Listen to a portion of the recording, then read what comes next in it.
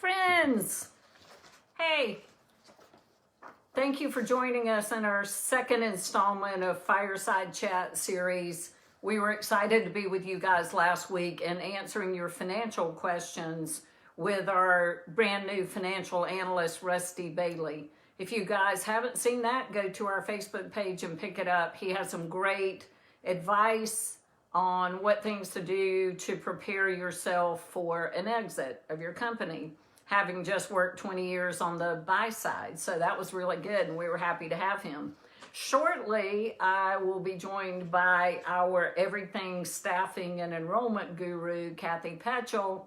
We finally call KP, as there are a lot of Kathys around here. So she'll be joining in just a moment. I wanted to say a couple of words about the announcement today that there's a second vaccine. Yay. There has been so much positive press, and I get asked the question a lot, what do you think this recovery is going to look like for our industry? Obviously, my guess is as good as anyone else's, but I will give you my opinion, because if you know me, you know I have one or several.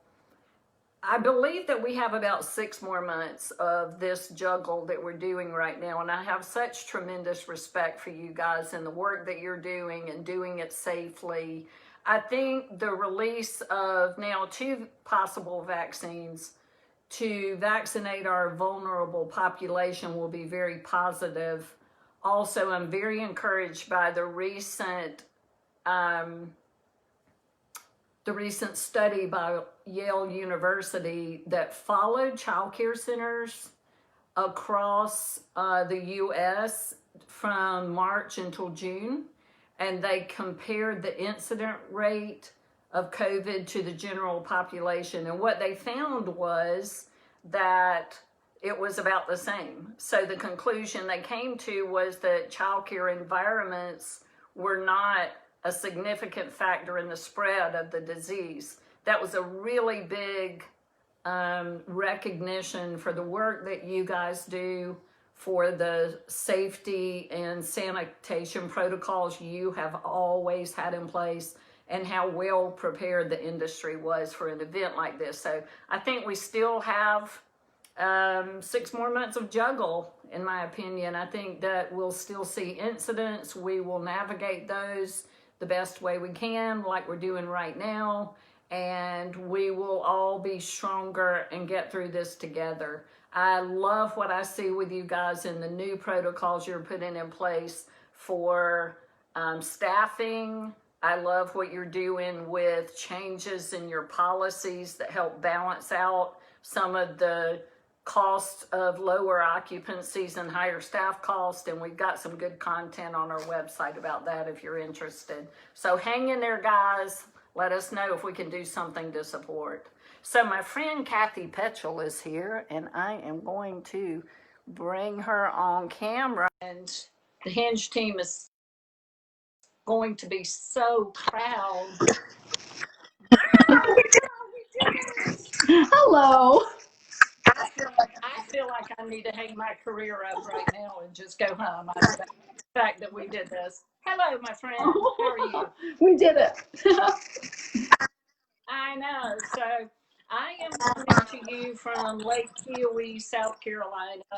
KP is coming to you from Santa Barbara, California. We love our technology. The Hinge team has worked off of it forever because we're all across the country. But we are at a new level right now with technology, aren't we, KP? Yes, we are. I think one of the silver linings with COVID has been that we've learned how to work very, wisely with remote, with IT and technology and remote. So it's awesome.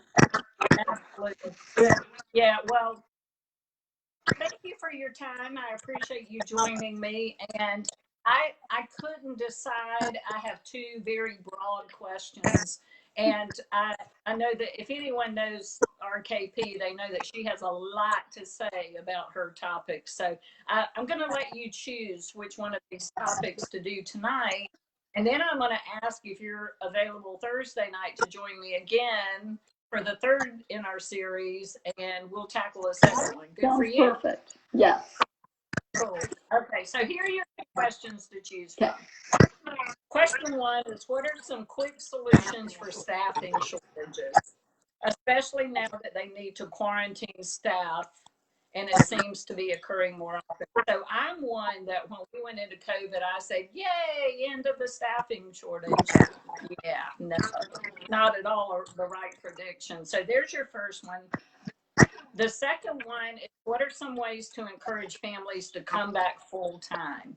So that's a burning question as well, I know, because parents are hesitant still, and some of those want to do part time or drop in. So, what do you feel like tackling tonight? They're both equally important, but I would, at this point where we are with COVID, say that we've got to get our staffing in place first. We have quality staff that are healthy, they feel safe, they feel appreciated by us, and then we can work on the enrollment. Right now, we have, a little bit of a gap in time, and, a lot of people, a lot of different parts of the country, the families are not comfortable yet going back.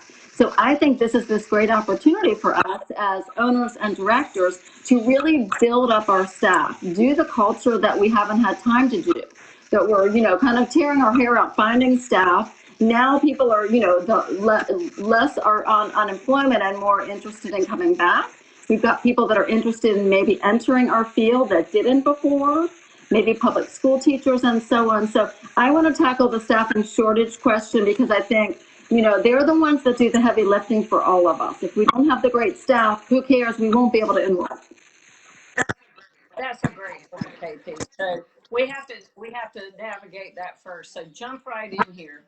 What do you think are, well, the question answer said quick solutions, especially with the quarantine that is happening constantly with staff having to be out. So what are your best thoughts? So we talked earlier today, Kathe and I, and one of the questions you said you get a lot is what happens with the staff that, say they might have COVID or they've got to get tested. And, and there's a couple ways to look at that, first of all, but there's only one way I think that's good for your culture and good for trust. And our families trust us and our staff have to trust us. So I think the first thing is we want to make sure our staff are healthy. And so even though, we have those little pickles once in a while, the staff that might take advantage of the situation, we know that. That's more of a culture issue, or that's more of an issue one-on-one. Is this really a good fit for you? Is this where you want to be? But otherwise, I think we have to be extremely sensitive and respectful of our staff that are saying, I have a fever, or even if they don't have a fever, I just don't feel well. I think I need to go get a COVID test. All of that, we have to be extremely gracious. Much more than a year ago, we would have coached, oh, that's our bottom 10%, which is a Jack Welch GE kind of thing. Who's your bottom 10%? We're not doing that now. We have to maintain just, sort of above the line, trust and high expectations with our staff, but, keep them healthy. And so on the keeping healthy, and this is just an easy one, just make sure you got your emergency kit ready to go in terms of the emergency or the elderberry gummies. Definitely making sure you're doing multiple temp checks a day, not just on the children, but on the teachers. And then just trusting if they don't feel well, go home. I just had one of our, someone we consult with recently, just last week, had a staff member that said, I want to go get a COVID test. And so she got it over the weekend. And the gal said, well, she came in because we don't know the results. That could be a little dicey. We really want them to stay out till the results are in. We don't want any kind of liability that we're dropping the ball because like Kathe said in the beginning, we're working so hard as an industry. I think we're leaders. We got the quat and the foggers first. We're doing all the extra sanitizing. We came up with policies that were staff friendly and family friendly.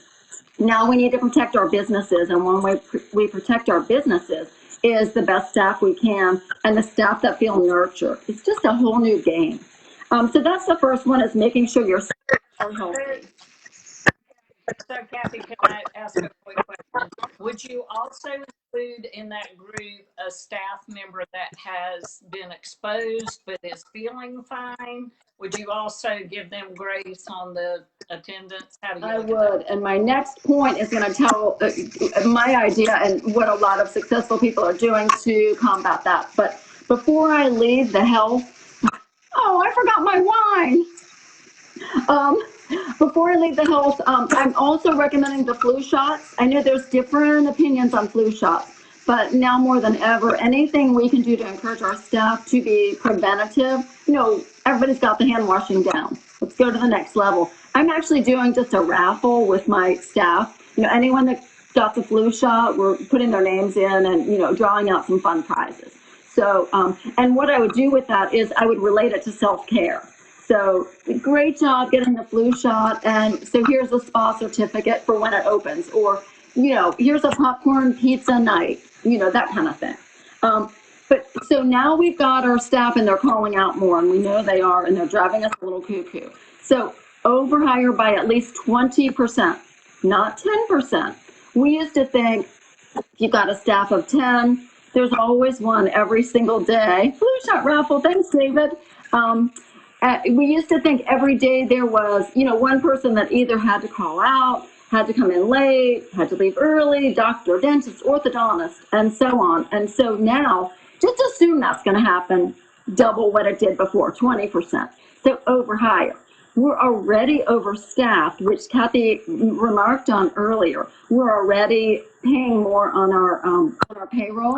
So, we know that's happening. That's one of our realities that we're working on behind the scenes at Hinge to come up with strategies. But overhire by 20%, and then you would have the substitutes in place that you need so that you can give that staff the grace. And especially since we're doing so much social distancing, cohort groups, pod groups, and so on, that overhiring, makes sense. It also makes sense so that maybe after the new year or maybe by spring, we're not sure about our predictions yet, and the vaccine is the big, the big hope, that all of a sudden everyone will start to boom with our enrollment. Not just part-time, people kind of dipping back into childcare, but full-time. Everybody's ready. Very soon they're going to be ready to get back to their routine and, stop this homeschooling and virtual and whatnot with their children. So that's the second thing. And then these are things we talk about all the time, but just to reiterate, and I'll give you a couple easy and then a couple out of the box. An easy one is definitely keep working on outreach to your staff that haven't come back. Those oldie and goodie staff. I mean, I've got a couple really young ones that, been with me for years and just afraid to come back. They've got, a child with asthma, for instance. Older staff that doctors won't let them come back. So, I mean, it's almost like you can't reach out too much to them. Give them a call and say, hey, how did you handle X, Y, and Z issue on the playground? We're really missing you. We need your leadership. Can't wait for you to come back. So that welcoming, gracious, I'm not mad you're not back. I want you to be healthy and safe. Cannot wait. We're counting the days. And I've had one gal, I think she's put off her return like 4 times now. But it's her doctor keeps saying, I can't sign off yet. So that's another strategy. Then, and we say this a lot, being flexible with staff needing to do part-time. I'm like everybody else. I want, fewer staff. I want to engage with them and have a really strong culture. And I don't want a lot of people in and out of my buildings, especially with COVID. We have to be a little more flexible about part-time staff now, which leads me to, why not try high school or college students? High school and college kids are bored out of their minds right now, especially if they're stuck at home in college. They're under mom and dad's roof. Oh my gosh. So we can help them decide maybe they're going to get excited about early childhood education. They're going to make money. They're going to build their resume one way or the other. And I mean, think about it, especially for the men. Boys and young men become dads eventually, many times. How awesome is that for us to give that opportunity to students that might not ever think about early childhood? Early childhood education is, an amazing profession, and it needs the next generation spark. Those Gen Zs and those millennials, they're going to move us to the next step in early childhood. So I love that. And then, of course, I'm a cheapskate sometimes. At least that's what my daughter Molly says. How about an intern? So if you've got colleges near you, and lots of us do, I know my schools are in Charlottesville, Virginia, so I've got a big community college, and then the University of Virginia. We've got a med school, a law school, and a business school. I've hired business students before to just do sort of just like, hey, help me on a marketing plan, or help me, with some staffing strategies or hiring strategies. They get credit for that, and we get all the knowledge. And I absolutely love that. So shout out to Darden Business School at the University of Virginia, who helped me out in the past. So those are off the top of my head. But I know I wanted to talk to you too, Kathe, about like now that I've spent money on being overstaffed, I know you have some really good strategies on saving money. Yeah, so we did a whole webinar on saving money, and I'll give you my, real quick ones. Staff cost is not the place to save money. So if I were to wrap a bow around everything that you said, Kathe, care for your staff is more important than ever. Taking care of them, bonusing them, supporting them, being as flexible as possible, because it's really stressful world that they're in right now. We have to give them a lot of grace and take care of them and nurture them even more than ever. So, my couple of best tips are cut your hours if you can.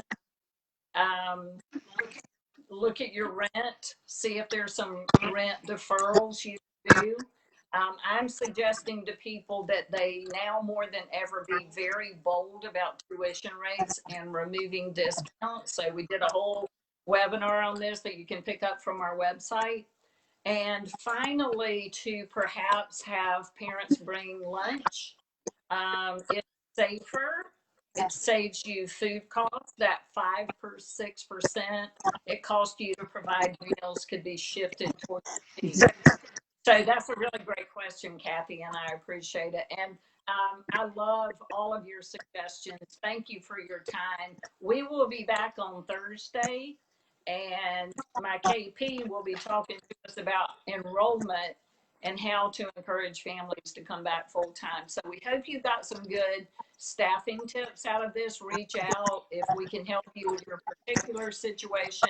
We love you guys, and we miss seeing you, and would love to be part of your toolbox as you figure out what the heck to do every day and navigate the crazy world that we're in. Take care and be safe, friends. We'll talk soon. Bye. Bye. Bye, Kathe.